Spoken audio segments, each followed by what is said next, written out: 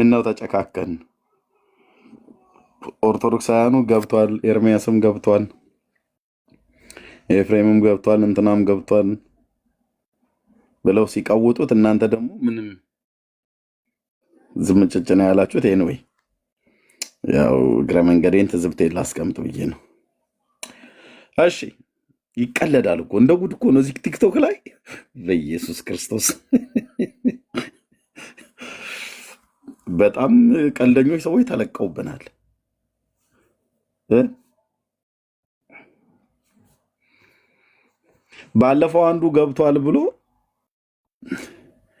ምን ነበረ ኤሊ ሄዶ ግቢያቸው ውስጥ ያሰሯትን የምታስቀድስ ኤሊ ብለው ያሏትን የምትቀድስ ነው መሰለኝ ያሉት። የምትቀድስ ኤሊ ነው የምትቀድስ ነው የምታስቀድስ ነው ይሄ ብቻ ድረሱበት። ኤሊ ሲያሳይ ነበር። ኤርሚያስ አበበ ዛሬ መጥቶ ኦርቶዶክስ ገብቶ ቆይ ላሳያችሁ ብሎ ህዝቡ ሁሉ ፍዝዝ ብሎ ተከትሎ ሄዶ ስትታይ የምትቀድስ ነው የምታስቀድስ የተባለች መርጌታቱን መምህር አይዶን ነው ቀሲስም ልትወራት ትችላላችሁ። ኤሊዋን ሲያሳዩ ነበር። እግዚኦ በቃ ይህን ያህል ተበሳጭታችኋል ማለት ነው ወገኖች። እሺ እና ብዙ ነገር የሚባለው ያሉትን ይበሉ። እግዚአብሔር እየተመሰገነ ይሁን። ጌታ ይባረክ። ትዜም ወደ ሀገር ቤት ገብቷል። ፕሮግራም አለው፣ ጸልዩለት። አውርቼዋለሁኝ። ጌታ ቢፈቅድ አገልግሎት አለው። እዛ አገልግሎት ላይ አብረናቸው እንቆማለን። ወንጌል ይቀጥላል። ወንጌል ይቀጥላል።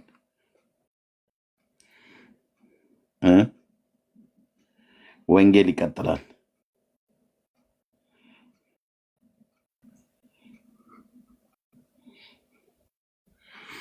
ወንጌል ይቀጥላል ነው ያልኩትኝ። እግዚአብሔር ይባረክ። ብዙ አልቆይም። ምናልባት ወንድምነት ስለመጣ ድንገት ከከፈተ ወይ እሱ ጋር እንገናኛለን። እንደዚህም የድምፄን ላሰማችሁ ብዬ ነው ብቅ ማለቴ። ያው የተፈጠረውን ነገር ሰምታችሁታል። በዓለም ላይ በእስራኤልና በኢራን መካከል አሁን የለየለት ጦርነት ውስጥ ገብተዋል። ይሄ ጦርነት የሚያስከትለው አስከትሎቱ መዘዙ በጣም በጣም ከባድ ነው። በጣም ወንድሞች እናቶች፣ በጣም ከባድ ነው። በዚህ ፕላኔት ላይ የሚኖርን ህዝብ ሁሉ በሙሉ የሚነካ ማለት ነው እና ኦልሬዲ ጦርነቱ ላይቆም ተጀምሯል። ሁለተኛ ቀናቸው ነው። ያው ሚዲያ የምትሰሙ ሰዎች ተከታተላችሁታል። እየተከታተልንም ነው ያለ ነው። ከዚህ በስተጀርባ ከጦርነቱ በስተጀርባ ምንድነው የምናየው? አንደኛ ይሄ ጦርነት መጽሐፍ ቅዱሳዊ የሆነ ጦርነት እንደሆነ ብዙ ሰው አያውቅም። ከዚህ በፊት ግን ደጋግሜ እንደነገርኳችሁ በተለይ በእነዚህ በሁለት ሀገራት መካከል የሚካሄድ ጦርነት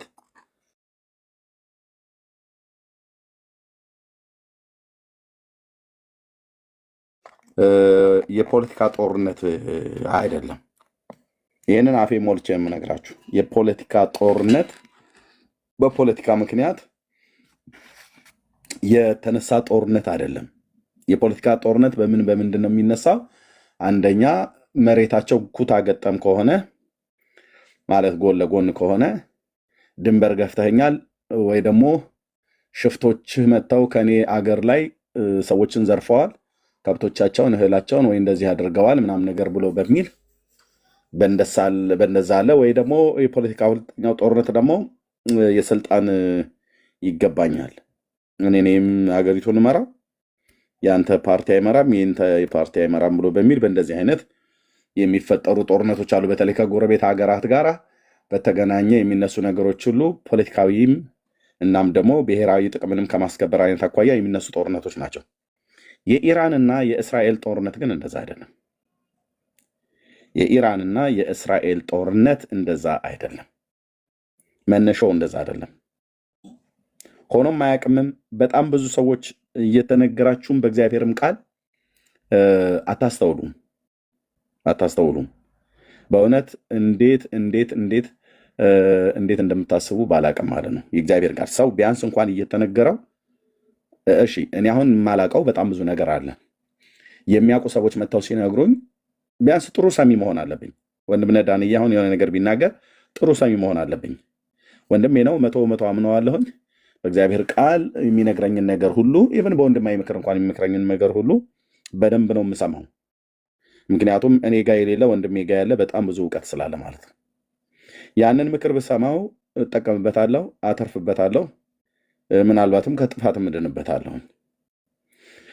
ባልሰማው ደግሞ በጣም እጎዳበታለሁ፣ ተላልፌ ይጎዳበታለሁ። ለምሳሌ ስለ አንድ ሀገር ያለ መረዳት አናሳ ቢሆን ዳንዬን ብሰማው ስለዛ ሀገር ጥሩ መረጃ ሊኖረኝ ይችል ይሆናል፣ እሱ ካነበበው ወይ ካየው የተነሳ ከነገረኝ። ኦኬ፣ ስለ ግለሰብም ከሆነ ልክ እንደዚሁ ማለት ነው። ብቻ እኛ የማናውቀው ሌላው የሚያውቀው ሰውዬ በደንብ ጭብጥ በሆነ ነገር ሲነግረን፣ መረጃ ባለው ነገር ሲነግረን በደንብ መስማትን፣ ለየትኛውም አቅጣጫ መስማትን በጆሮ ሰምቼ ነበር ብሎ እንዳለ አንዳንድ ሰው በጆሮ ይሰማል እንጂ አያስተውለውም። እና ምን ልላችሁ ፈልጌ ነው፣ ከዚህ ከኢራን እና ከእስራኤል አኳያ የነበረ ያለም ምናልባትም እግዚአብሔር ጣልቃ ካልገባ በስተቀር ወደፊትም ሌላ መንግስት ካልተቀየረ በስተቀር የሚቀጥል ነው። አሁን ግን ምናልባት አንደኛውን ለማጥፋት ነው የሚፈልገው። ኦኬ፣ ይህንን ደግሞ ያው ኢራን እስራኤልን ከድሮ ጀምሮ ማጥፋት ትፈልጋለች። ምክንያቱ ግን ምንድን ነው ተብለው አንድ ሰውን ቢጠየቅ ብዙ ሰዎች አያውቁትም። በቃ ፖለቲካ ነው ይመስለን።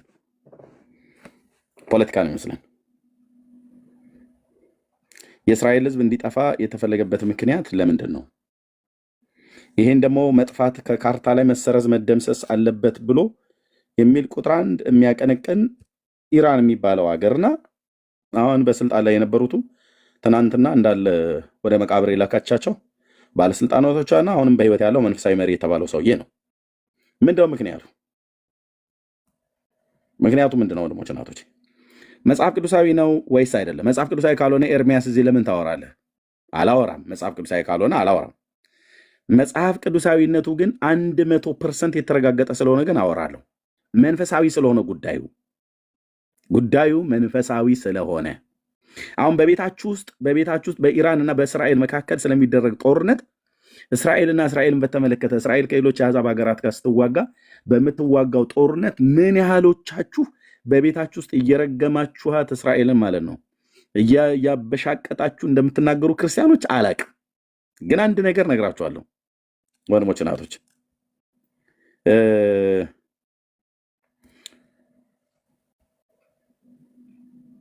አለማወቅ አንድ ነገር ሆኖ ሳለ ያላወቅነው ግን ለምንድን ነው? ስላላነበብን ነው? ስላልመረመርን ነው? ወይ ስላልሰማን ነው? ወይስ መስማትና ማንበብ ስላልፈለግን ነው ብሎ የሚለው እሱ እንደ አንድ ይያዛል ማለት ነው። ልብ በሉ፣ ጉዳዩ መንፈሳዊ ነው። ጉዳዩ ምንድነው ነው ያልኳችሁ? መንፈሳዊ ነው። ኦኬ፣ መንፈሳዊ ነው።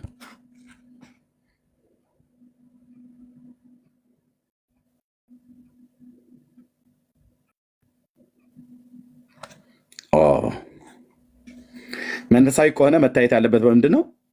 እንደ እግዚአብሔር ቃል ነው ማለት ነው። የእግዚአብሔር ቃል በዚህ ጉዳይ ላይ ምን ይላል? ምን ብሎ ነበር?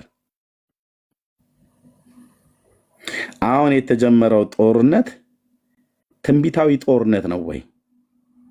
የሆነ የሚፈጸም ትንቢት አለ? ካለስ የትኛው ቃል ነው እንደዛ ብሎ የትኛው ነቢይ ነው እንደዛ ብሎ የተናገረው?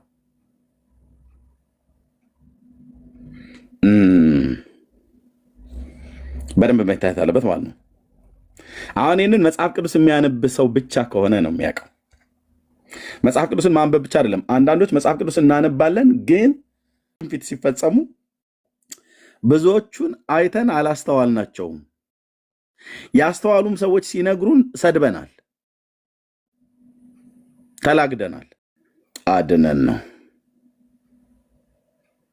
እሺ አድነን ነው።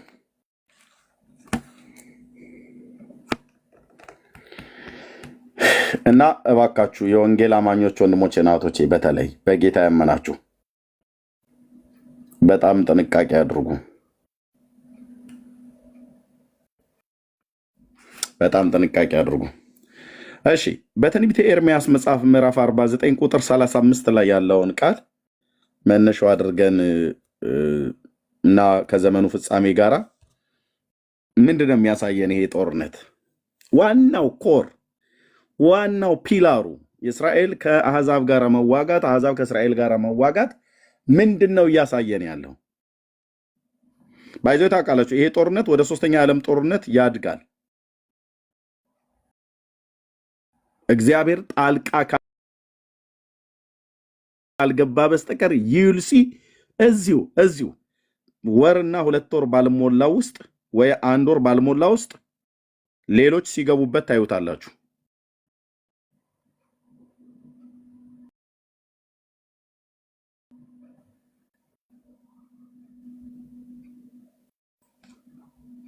ሌሎች ሲገቡበት ታዩታላችሁ። ተናግረዋልም እየተናገሩም ነው።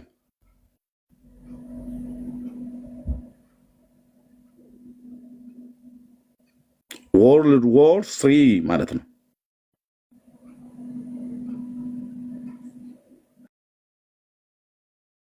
ኦኬ የመጀመሪያ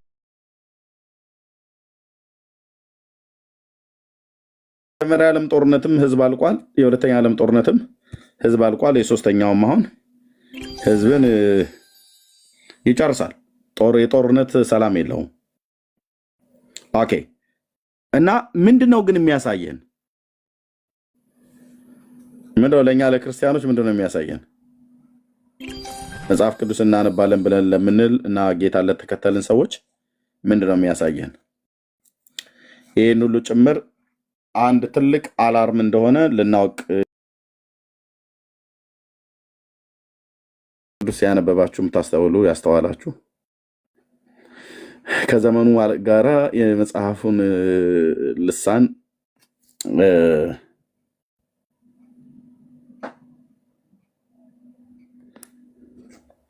እሺ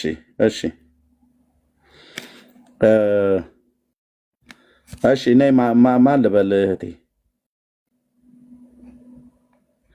ኦኬ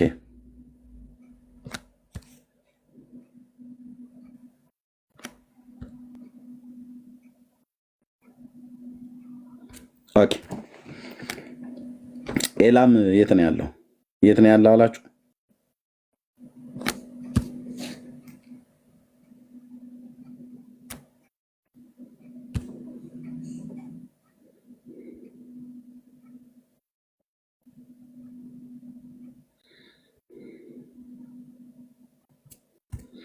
እሺ አንድ ሰው ብቻ ነው የመለሰው። 2 ሰው 3 ሰው 4 እየኮረጃችሁ ነው እንዴ? ኩረጃ ተጀመረ እዚህ እንዴ? ከጠየቅኩ እኮ 2 ደቂቃ ሊሞላው ነው። እሺ አንዱ የአንዱን እያየ ነው የሚጽፈው ማለት ነው ወይ በግምት ነው ወይስ እየተኮራረጃችሁ ነው የምጽፉት? ካላወቃችሁ በቃ አናቅም በሉ። የሚያውቁ ሰዎች ይናገሩ። ካላወቃችሁ አናቅም ነው ማለት ያለባቸው ወንድሞች እናቶች። ቴንክ ዩ።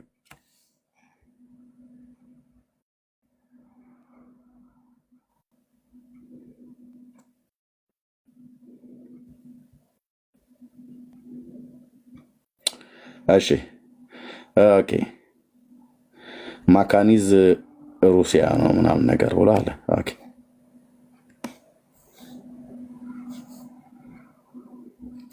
እሺ።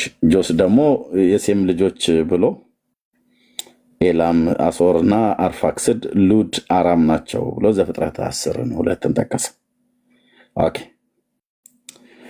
ኤላም ይሄ ትንቢት ተፈጽሟል። ኤርምያስ 49:35 ጠቀስኩትኝ።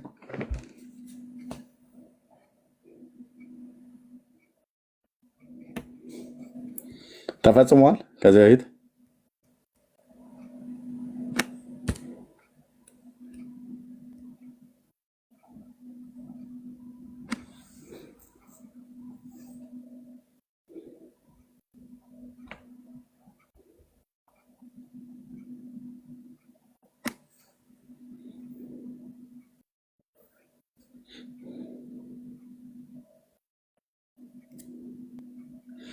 ኦኬ።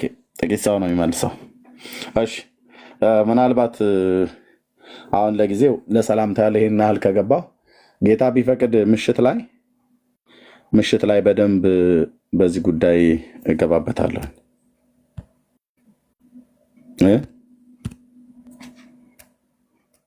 ምሽት ላይ እገባበታለሁ።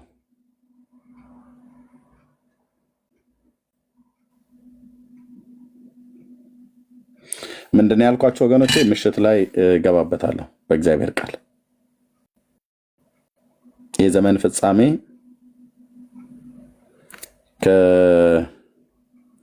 የነቢያት ቃል እንዴት እየተፈጸመ እንዳለ በዓይኖቻችን ፊት ትንቢቶች ሲፈጸሙ ምን ያህል ሰዎች እያስተዋላችሁ እንዳላችሁ ባላቅም የእውነቴ እኮ ብዬ የምላችሁ ወንድሞችና እህቶች ምን ያህል ሰው እያስተዋለ እንደሆነ ባላውቅም ጌታ ግን ከብዙ ሺህ ዓመት በፊት በባሪያዎቹ በነቢያቱ የተናገረው ቃል እያንዳንዷ እየተፈጸመች ናት። ኦኬ ብለድሙን ሆኖ ነበር ሰሞኑን አስተውላችኋል? ብለድሙን ጨረቃ ወደ ደምነት ተለውጦ ነበረ። በባለፈው ሳምንታቶች ወይ ወራት በዚህ 2 ወር ወይ በ3 ወር ውስጥ ብለድሙን ወይ በዚህ 1 ወር ውስጥ ብለድሙን ጨረቃ ወደ ደምነት ተለውጦ አይታችሁታል? ሃሎ በቃ የሰማዩንም ምልክት አናይ፣ የምድሩንም ምልክት አናይ። መብላት፣ መጠጣት፣ መውለድ፣ መዋለድ፣ ማግባት፣ መሯሯጥ፣ መዋሸት፣ መስረቅ፣ ማጭበርበር፣ ማምታታት ብቻ። ሰማዩንም ቃና ብለን አናይም። ኢዩኤል እኮ ተናግሯል። በነቢዩ ኢዩኤል አይታችኋል? እሺ አይታችኋል? ኦኬ አይታችኋል አይደል? ብለድሙን ስንት ሰው አይቷል? እሺ ብለድሙን እንዴ! አረ ወይ ካብ ቤተ ክርስቲያን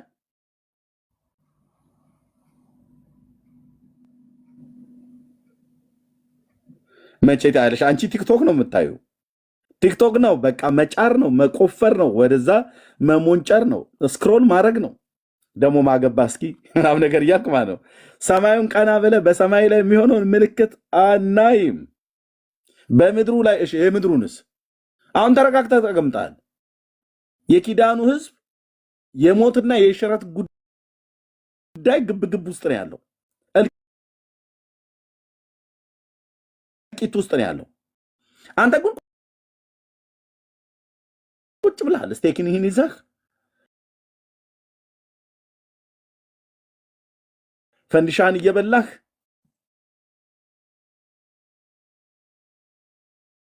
እስክትበላ ድረስ ማለት ነው። ሶስተኛ የዓለም ጦርነት እልህ ላይ ተጭሮ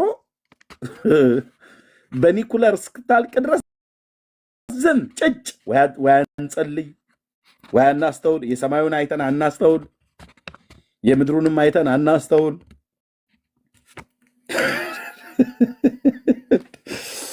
አቤቱ ጌታዬ፣ ደግሞ ጠፋ ይሉኛል እንዴ? በእውነት አሁን ዘጋግተህ ነው እንጂ መጥፋት ያለብህ እንዴ?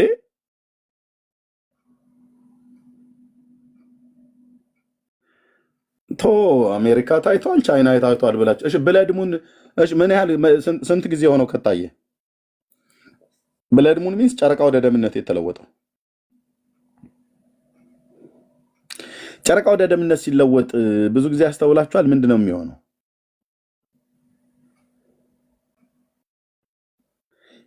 ከእስራኤል ጋር በተገናኘ ምንድን ነው የሚሆነው? አይታዩ መስዬ፣ አንቺ ምን ታያለሽ? አንቺ እኮ አልኩሽ ፌስቡክ እና ቲክታክ ነው የምታየው። አብዛኛው ፌስቡክ እና ቲክታክ ነው የሚያየው። ያለሽ ይሄኛው 1 ዓመት ሆኖታል ይላል።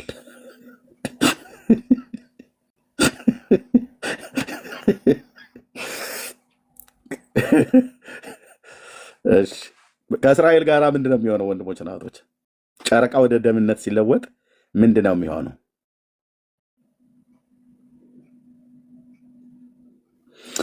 አይ መንግስቱ ኃይለማርያም ያለው ነገር አንዳንዴ ትዝ ይለኛል አልኩ። ስለ ብለድሙን እንኳን ስንቴን ተናገር ነው ወንድሞች እናቶች።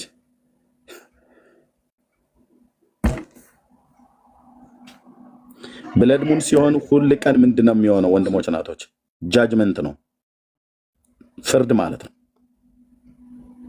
እና ብለድሙን በሚሆን ሰዓት ላይ አስተውሉ። ብዙም በዛው ሳምንታቶች ውስጥ ወይ ወራቶች ውስጥ ብዙም ሳይቆይ ምናልባት የወር ወይ የ2 ወር ወይ የ3 ወር ምናምን ነገር እንደ በጣም ራቀ ከተባለ ያን ያህል ማለት ነው እስራኤል ጦርነት ትገባለች ከአሕዛብ መንግስታት ጋር። ጃጅመንት ነው። የማ ፍርድ ነው? የእግዚአብሔር ፍርድ ማለት ነው። በማን ላይ? በአሕዛብ መንግስታት ላይ።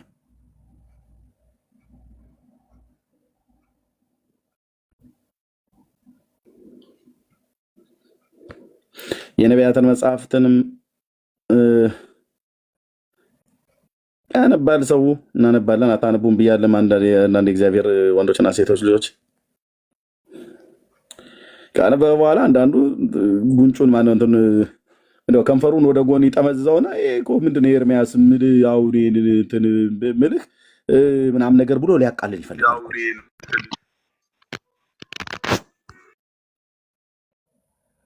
ቆይ ጦርነቱ ሲጀመር ምን ስሜት ተሰማችሁ?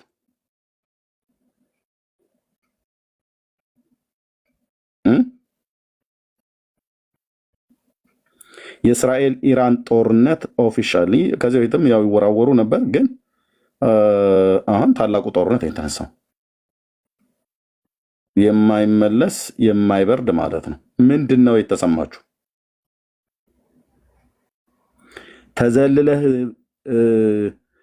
እኛን የማይነካን በአንድም በተዘዋዋሪ መንገድ ይሄ ጦርነት የማይነካን ይመስላችኋል? ወንድሞች እናቶቼ፣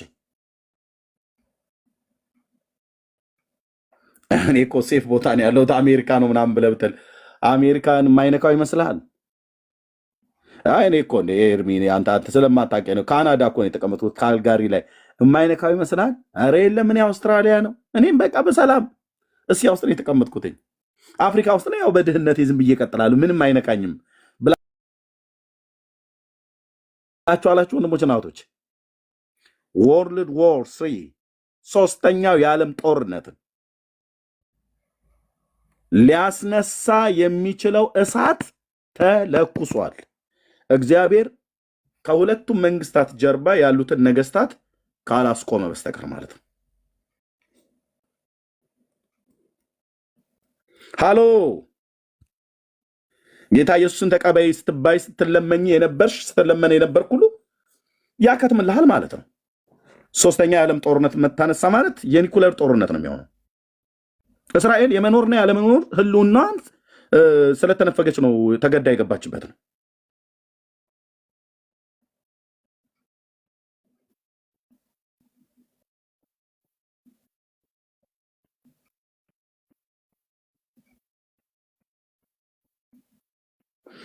ጌታ ጣልቃ ገብቶ በዚህም በኩል አሜሪካ እንዳትገባበት፣ በዛም በኩል እነ ራሽያና እነ ቻይና እንዳይገቡበት እግዚአብሔር የነገስታትን ልብ እንደ ውሃ ፍሳሽ ወደ ወደደው የሚያዘነብል እግዚአብሔር አዘንብሎት ይህን ጦርነት ሌሎች ጆይን እንዳያደርጉበት እንዳያደርጉበት እንዳያደርጉበት በዚህ በኩል አሜሪካ፣ በዛ በኩል ሩሲያ ለኢራን፣ አሜሪካ ለእስራኤል ተሰልፈዋል። አሰላልፋቸውን በቃ ኦልሬዲ ታውቋል። ዩናይትድ ኔሽንስ ስብሰባ ላይ ሁሉ ተናግረዋል። እነ ቻይና ሁሉ ማለት ነው። ዝም ብለን የምናየው አይደለም ብለዋል። ምንድነው የሚሆነው? ምንድነው የሚሆነው? በተለይ ጌታን ያልተቀበላችሁ ሰዎች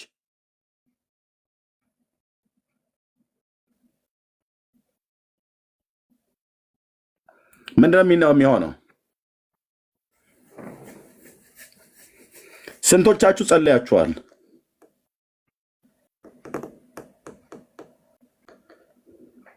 ይኸው ላይ ዘጋ ተከፈተ ማለት ነው።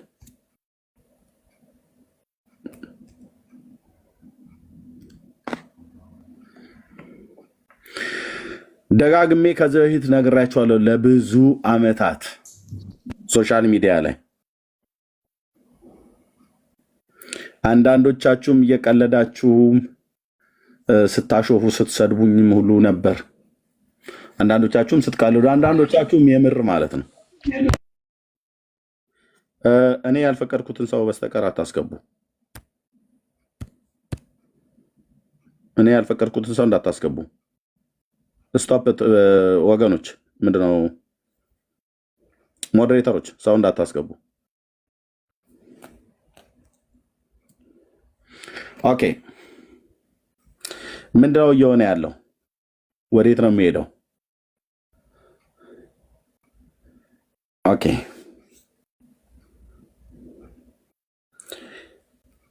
ምንድነው የተሰማችሁ በዚህ ጦርነት መነሳት?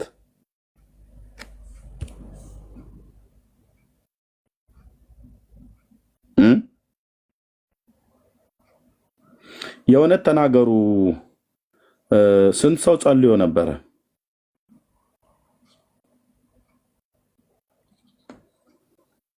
የእስራኤልና የኢራን ጉዳይ መንፈሳዊ ጦርነት ነው፣ ፖለቲካዊ አይደለም። ሩቱን ለማግኘት ከፈለጋችሁ፣ መሰረቱን ለማግኘት ከፈለጋችሁ ወደ መጽሐፍ ቅዱስ ፊታችሁን አዙሩ። በፋርስ አለቃና በመሲሁ ዘር መካከል ያለ ጦርነት ነው። የመሲሁ ዘር መጥፋት አለበት፣ ከምድር ካርታ ላይ መሰረዝ አለባቸው የሚል ንግግር ነበር ሲናገሩ ሲያስተላልፉ የነበሩት ማለት ነው።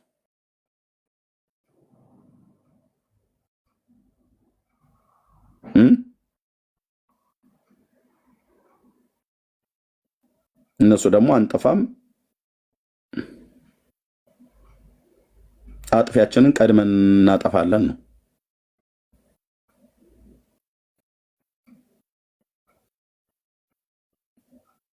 እኔ ይቅርታ አድርጉልኝ ወንድሞች፣ እናቶች፣ ዝም ብላችሁ በልታችሁ ጠጥታችሁ ዝም ብላችሁ የምትተኙ ከሆነ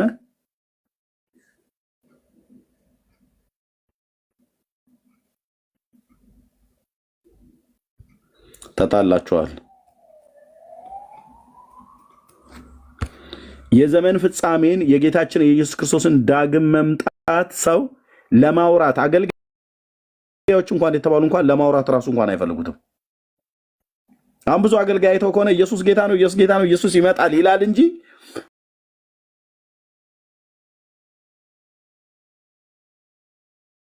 ኢየሱስ የሚመጣበትን ዋነኛው ነገር በእግዚአብሔር ቃል አስደግፎ አይናገርም። ከተናገረ እስራኤል የሚባል ሕዝብና አገርን ሊነካ ነው። ከነካ ምን ሊሆን ነው? በማህበራዊ ኑሮ ከአሕዛብ ጋር መንግስታት ጋር ካላቸው ነገር ጋር ጦርነታቸውም ሁሉም ነገር የመሲሁን መምጣት ኮቴውን ነው የሚያሰማው። እስራኤል በየትኛውም አቅጣጫ ተፍ ስትል የመሲሁ መምጣት ደጅ እንደቀረበ በቀጥታ ቁጥር አንድ ፒላር የሆነች ምልክት ናት እዚህ ፕላኔት ላይ።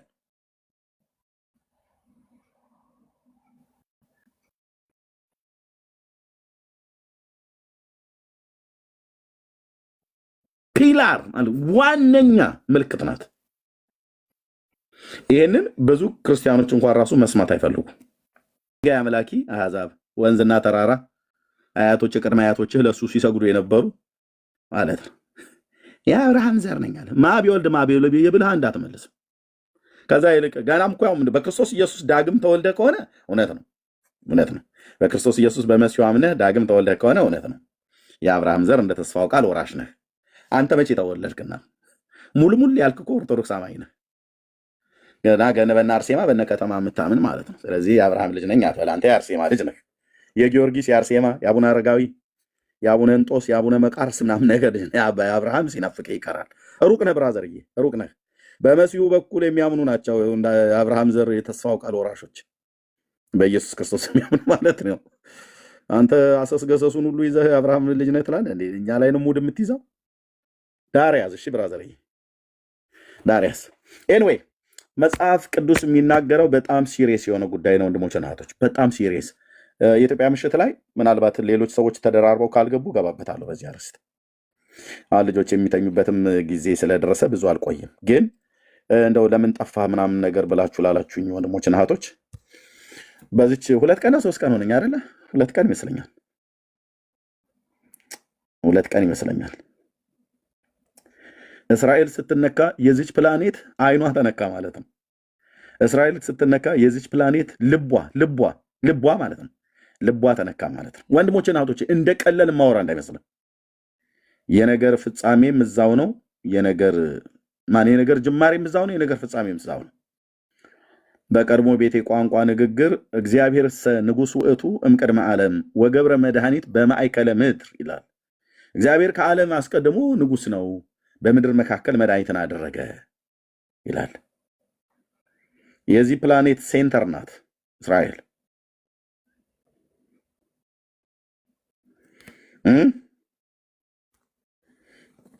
መንፈሳዊ ነው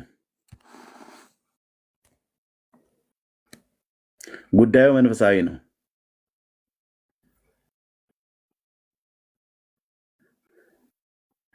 ኤርምያስ 49:35 ቅድም ፖስት ያደረግነው ቁጥር ላይ ኤላም የሚባለው ምድር የት ነው ብያቸዋለሁ። በኋላ እዩት። አብዛኞቹ ኢራን ውስጥ ነው ብለዋል። ልክ ነው፣ ኢራን ውስጥ ነው። ግን ከፈለጋችሁ እናንተ እዩት። የሱሳ ግንብ አስቴርና መርዶኪዎስ ጾም ጸሎት ይዘው የአይሁድ ሕዝብ እንዲደመሰስ በሃማ በኩል ምክር በወጣበት ጊዜ ያ ሱሳ የሚባለው እዛ አሁን ኢራን ውስጥ ነው ያለው። ኦኬ። ኤላም የሚባለው አውራጃ ነበር። በኤላም አውራጃ በሱሳ ግንብ ነው የሚለው ትንቢተ ዳንኤልን ስታነበው ማለት ነው። በኤላም አውራጃ በሱሳ ግንብ ይላል።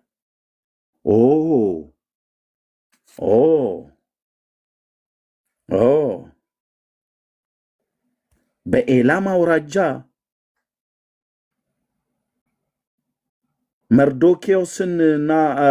መርዶኪዎስን ሊያሰቅል ሃማ መስቀያ ያዘጋጀበት አይሁድ እንዲደመሰስ ደብዳቤ ትእዛዝ የወጣበት ከተማ ሱሳ።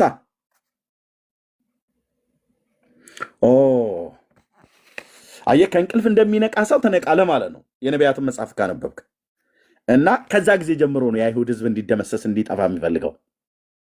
ማን? ኢራን። ምን አደረጉት? ምንም። እንዳልኳችሁ በካርታ አይገናኙም። በድንበር የፖለቲካ ጉዳይ አይደል። ምንም ካርታ አሁን መሬታቸው ኩታ ገጠም ቢሆን ድንበሬን ገፋሁሽ፣ ወሰድሽብኝ ምናምን ነገር አይነት ነገር አገሮች ከአገሮች ጋር ይጣላሉ። እንደዛ አይነት ጦርነት እንደሚነሳ ይታወቃል። በእንደሱ አይነት መልክ ማለት ነው። ይሄኛው ግን የካርታ እንዳትል በካርታ አይገናኙ። ኩታ ገጠም መሬት አይደሉም። ከኢራን ጋር ምንም አያገናኛቸውም። የመሬት ድንበር አያገናኛቸውም። እስራኤል በሰሜን ሊባኖስ እና ሶሪያ፣ በምስራቅ ጆርዳን፣ በደቡቡ ግብፅ፣ በደቡብ ምዕራብ ጋዛ ከታች ያዋስናታል እና አሁንም በደቡቡ ቀይ ባህር ታች ሲና ልሳነ ምድር በኤላት ከተማ ጋር ምናልባት ቀይ ባህር ድንበሩ ምንም አያገናኛትም ከኢራን ጋር። እና ታዲያ ኢራን የሚባል ህዝብ ለምንድን ነው እስራኤልን ከድሮ ጀምሮ ከነ አስቴር ዘመን ጀምሮ ከነ መርዶኪዎስ ዘመን ጀምሮ ማጥፋትን እስራኤል የሚባል ህዝብና አገር ከካርታ ላይ መደምሰስ አለበት መጥፋት አለበት ብሎ የሚለው ምንድን ነው? ማን ነው ይህንን አዋጅ የሚያውጀው? በሰዎቹ በኩል ሆኖ ምንድን ነው ከበስተኋላው ያለው ኃይል? ማን ነው? ማን ነው ከበስተኋላ ያለው ኃይል?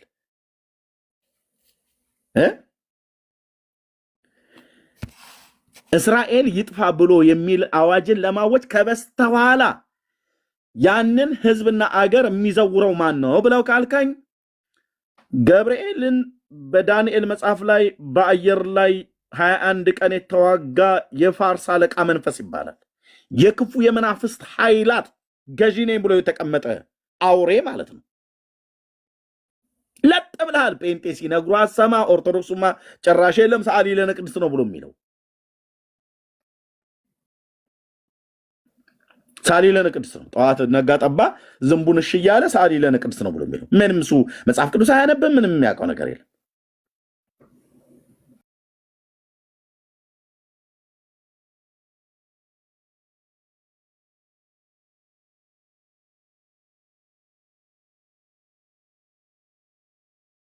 ድሮ ዘመን ጀምሮ እንዲጠፋ ተፈርዶበታል። በማ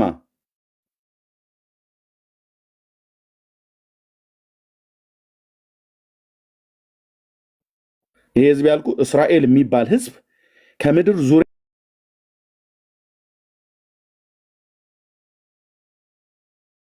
አይጠፋም። ዓለም ሁሉ ቢደራጅ እስራኤል ይጥፋ ብሎ ስለጮኸ እስራኤል አይጠፋም። ይጥፋ ብሎ እግዚአብሔር ከወሰነበት ግን እግዚአብሔር ነው የሚያጠፋው። እግዚአብሔር ደግሞ ላያጠፋው በዘላለም ፍቅር ወዷቸዋል። የዘላለምንም ኪዳን ከነሱ ጋር አቁሟል። ዋት የዘላለምንም ኪዳን ከነሱ ጋር አቁሟል። ስለዚህ ዓለም ሁሉ ቢንጫጫ ፌንጣ ብትቆጣ እግሯን ጥላ መጣች የሚባለው አይነት ጥቅስ አይደለም። ይሄ ጥቅስ አይደለም። ያው ታውቁታላችሁ፣ እንዲህ የሚል ጥቅስ የለም። ፌንጣ ብትቆጣ እግሯን ጥላ መጣች ይላል የሀገራችን ህዝብ ማለት ነው። እና ምንድነው ምክንያቱ? ወንድሞችና እህቶች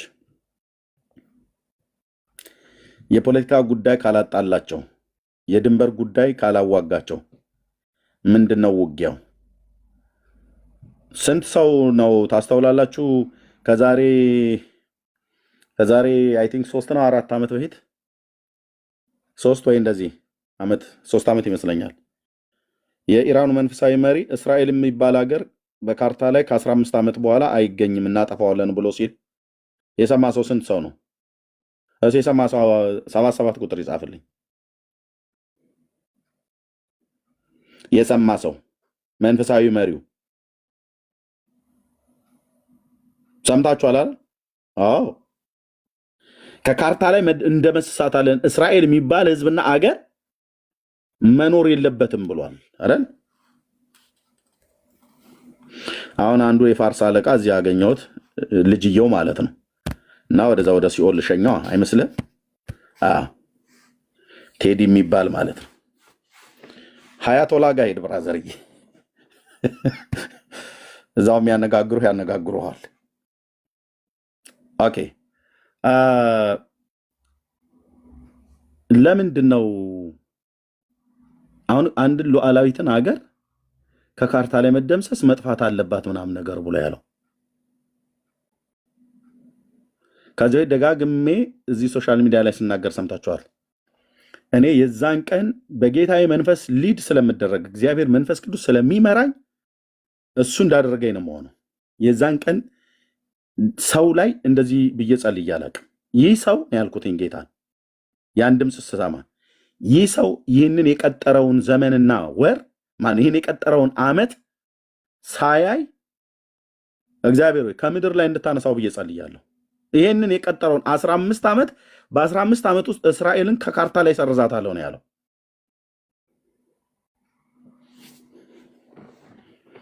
እንደዚህ ብዬ ለመጀመሪያ ጊዜ ነው የጸለይኩትኝ።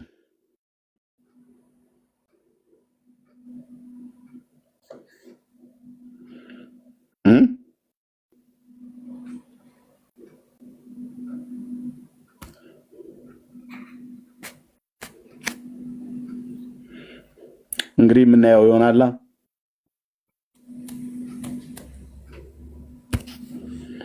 የሰውን ሀገር አጠፋለሁ ብሎ እሱ እስራኤልን አጥፍቶ እግሩን ዘርግቶ ተዝናንቶ ማኪያቶን እየጠጣ ጀለቢያውን ለብሶ እሱ በቴህራን ከተማ ላይ እንደፈለገ ሲዘዋወር የመሲሁን ዘር ማለት ነው የአብርሃምን ዘር በምድር ላይ አጥፍቶና ደምስሶ እሱ ተንሰራፍቶ ሊቀመጥ። በእውነት እላችኋለሁ የአብርሃም አምላክ ልዑል አምላክ እግዚአብሔር ምስክር ነው። አያያትም ያችን ዘመን የእግዚአብሔር ፍርድ ራሱ ያገኘዋል።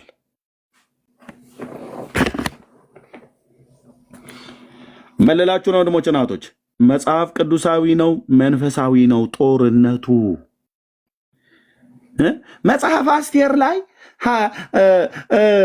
መርዶኪዮስና አስቴር ሲጾሙ ሲጸልዩ ሃማ ሊያሰቅለው ሲል ምናምን ነገር ብለህ እኮ ትሰብካለህ። ቸርች ውስጥ እኮ ቸርች ላይ አሜን በል ወፈር ያለ እያልከን ቁጭ ብድግ በሉ ምናምን ነገር ብለህ የዚህ ዘመንስ ሃማን የዚህ ዘመን ሃማ ላይ ለምን ደው የማትናገረው? ለምን ደው የማትጸልየው? ለምን ደው የማትጸልዩ? ለምን ደው የማትጸልዩት? ለምን ደው ጾም ጸሎት ማን ይዘው? መርዶኪዮስ ይሄንን ትእዛዝ ደብዳቤ ሲሰማ እኮ ጾም ጸሎት ገባ። ለአስቴርም ነገራት። አስቴርም እዛ በቤተ መንግስቱ ስለነበረች መልክተኛ ላከባት፣ ነገራት። ጾምና ጸሎት ያዘች። ወደ እግዚአብሔር በብርቱ ጮሁ። እግዚአብሔር ጣልቃ ገብቶ አዳናቸው። ለምንድን አንተ በክርስቲያን ብለህ ያልከው ሰውዬ ሀያቶላ የሚባለው ሰውዬ እዛው ኢራን የማን ነው የሃማ ወንድም እኮ ማለት እኮ የአሁኗን እስራኤልን መርዶኪዮስ ማለት ነው፣ አስቴር ማለት ነው። ከካርታ ላይ መደምሰስ አለባቸው ብሎ ሲል ምን አልከኝ ወንድሜ? በጌታ ይሆንከው። እሺ ያው በቃ አርግ ያለው በቃል አክብር ያለው ወደ ሲኦል ብራዘርዬ ጎ